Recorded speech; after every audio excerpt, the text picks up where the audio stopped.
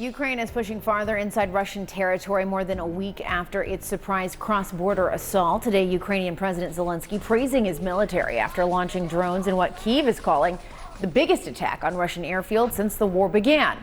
Russia claims it shot down more than 100 drones and 4 missiles from Ukraine.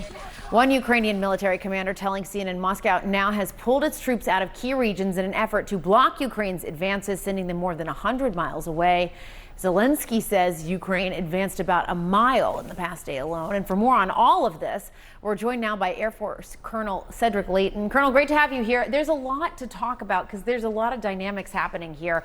Let's start first with Ukraine is holding this security zone that is in Russia. And now a Ukrainian commander says Russia started pulling, as I was just saying, their reserves from inside Ukraine up into the Kursk to stop up into that region to stop the advance. Tell us more about that. Sure, absolutely, Jessica. So what we're dealing with, this is the area right here that the Ukrainians have, this little blue area right in the middle there is where the Ukrainians have made their advances. So what has happened is the Russians, will give them a red color here, they've been able to pull their forces, they've had to pull their forces out of these particular areas right here, and actually I should make it a little bit like this, and what they're forced to do is take some of those forces and move them into this area to defend against the Ukrainian assaults at this particular point. And so what does that mean? Because this is where the Russians had been making some, at least been making some progress, right? Absolutely. In Ukraine. Absolutely. So when you look at, for example, the eastern part right here, you have the different areas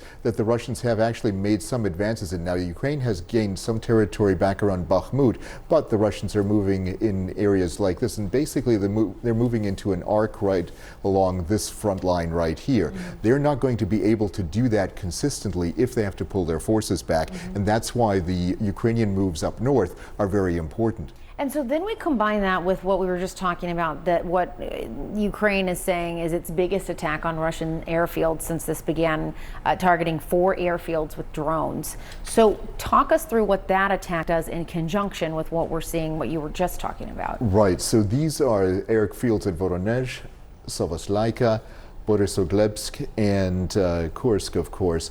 And these airfields were ones that the Ukrainians attacked with drones. What's important about this is that this interdicts, to some extent, Russian air activity. The Russians use weapons known as glide bombs, which they mount on aircraft, and those can be really launched from any area off of Ukraine right here. They don't even have to fly into Ukrainian airspace. But if the Ukrainians attack them at airfields like these, they will then interdict or prevent the Russians from using those aircraft and attacking Ukrainian cities, the civilian infrastructure, and of course the military infrastructure as well. Yeah, and if we look at this map where you have those red dots, that's getting pretty far into Russia.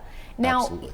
President Zelensky has been asking the allies, including the U.S., to be able to use long-range weaponry that would take them even farther inside, right? Potentially, yes. Do you yes. think the U.S. would ever approve that? Well, it depends. What we don't want is an escalation of the war, or for it to go out of control in the sense that it would involve NATO directly or the U.S. and Russia in a shooting war. But what could happen is that the U.S. could give permission for the Ukrainians to use U.S. weapons against airfields that are being used directly against Ukraine. So these would be the types of airfields where that kind of a ban could be lifted for, as long as the Ukrainians don't attack, let's say, Russian civilian infrastructure or anything like that. And that is really what it boils down to. They also don't want the Ukrainians to attack any element of the Russian nuclear forces, so this would be what they would limit it to. Right. And just lastly, we know Zelensky has said 100 Russian servicemen have been captured and that he believes, quote, this will accelerate the return of our guys and girls. Do you think that's right? It's possible, because one of the main reasons, when you look at what has happened here in the Kursk area, they have captured a whole bunch of Russians, not just the 100 that we know about today, but several others.